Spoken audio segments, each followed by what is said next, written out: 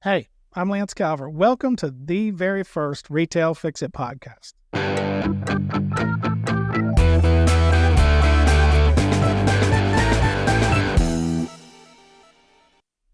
Retail Fix It is a national facility maintenance management company. We perform repairs for multi-location commercial facility owners. So whether you own 10 stores or 5,000 stores, whatever trade it is, we can be anywhere in the country to do these repairs for you.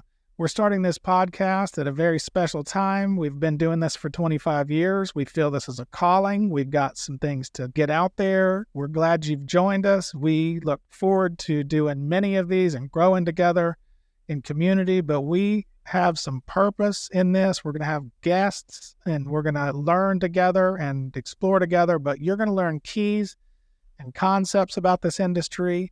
You're going to learn about Retail Fix It and what we're doing to change it. So today we're going to talk about our beginnings. How did Retail Fix It begin and where did I get started? Well, I grew up in construction with my dad. I knew everything about construction, but I didn't know anything about national facility maintenance. But we did everything. I mean, I worked in commercial construction, residential construction, and for years and years, every single trade, very hands-on. Then my dad one day handed me a work order to go do a glass break at a Gadzooks retail store at Town Center Mall. And I'd read the paperwork. It said they didn't have to pay me for 6 or 7 reasons, and I threw it in the trash can. Well, they called me back and said, why won't you do this job for us? And I said, well, you won't pay me if this or that, and I don't want to chase my money in New York. They talked me into it. I went in there and did a board up, for them and billed them, and 60 days later they paid me. And then I was like, what is this industry? And so, there was some doors closing in my dad's life and his business and things. His health was failing and, he was my hero. I mean, he taught me everything I knew. We worked together. He was fearless, he would take on, huge jobs and commercial. And he could read prints and deal with all this stuff. And I was just under his wing forever. And it was just amazing to see what he could take on.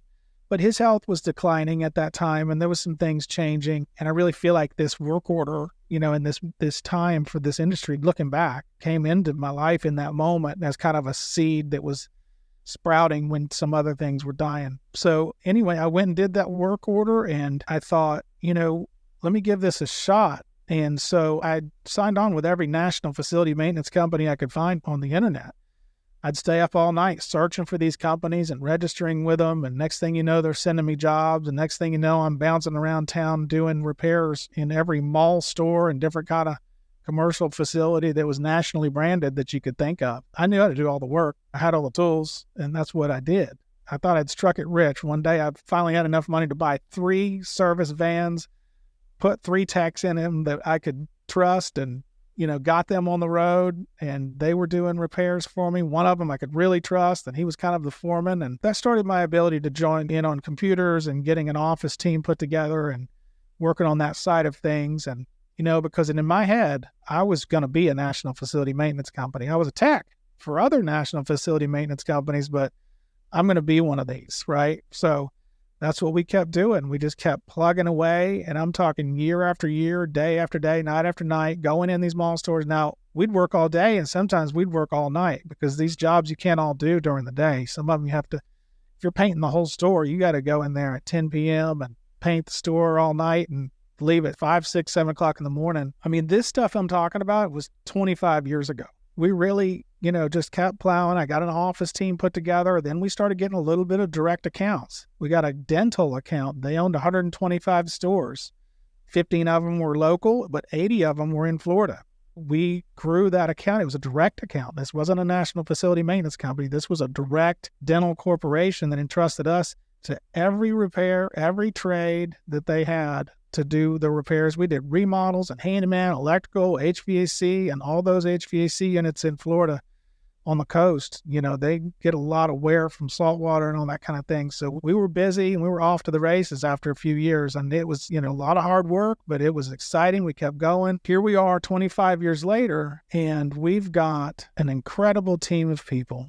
But we realized that there was some things in this industry that really needed to change. Having grown up as a tech, I was understanding some disconnects between those companies and myself as a tech. And what we're doing now is a fundamental growth and impact on this business based on that knowledge. So we have an absolute purpose in this industry to really revolutionize this industry from that knowledge of being a tech, working for these companies, and where that disconnect is and some of the keys that it's going to take to reform it and create relationships between these big corporations, the national facility maintenance company like ours, and the service providers. And how can that work where everybody can win and everybody knows what's going on? The deliverables to the customers are key. And they've got to have transparency, they've got to have quality, they've got to have controlled cost.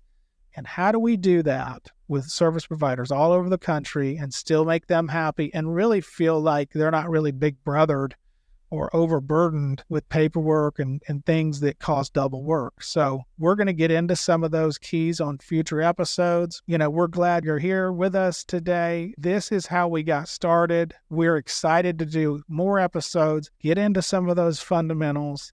We've got a lot to go over. Retail Fix-It is going to fundamentally transform this industry because we know what it's like to be the technician in the field. And there are major disconnects that are still in place. It's being handled in a way that's inefficient from a lot of companies. And there's some things that we're going to do to absolutely make it to where everybody wins. And that's what's key. And that's what's possible. And that's what should happen. And that's what is going to happen. And it's important because, you're talking about major companies who have stores all over the country. I mean, they've got a big swath of our economy running from their stores. You've got a lot of repair work needing done at all these locations. Well, that's a lot of grassroots local service providers that they depend on to get these repairs done.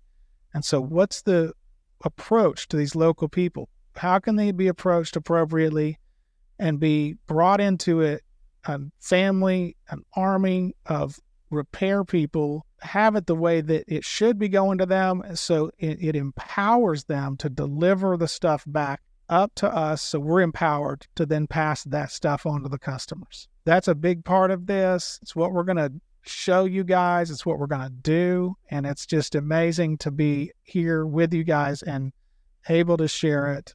We look forward to seeing you again on the next podcast. Be sure and like, subscribe, follow, share, ring the bell. Thank you for joining us, and we'll see you next time on the Retail Fix-It podcast.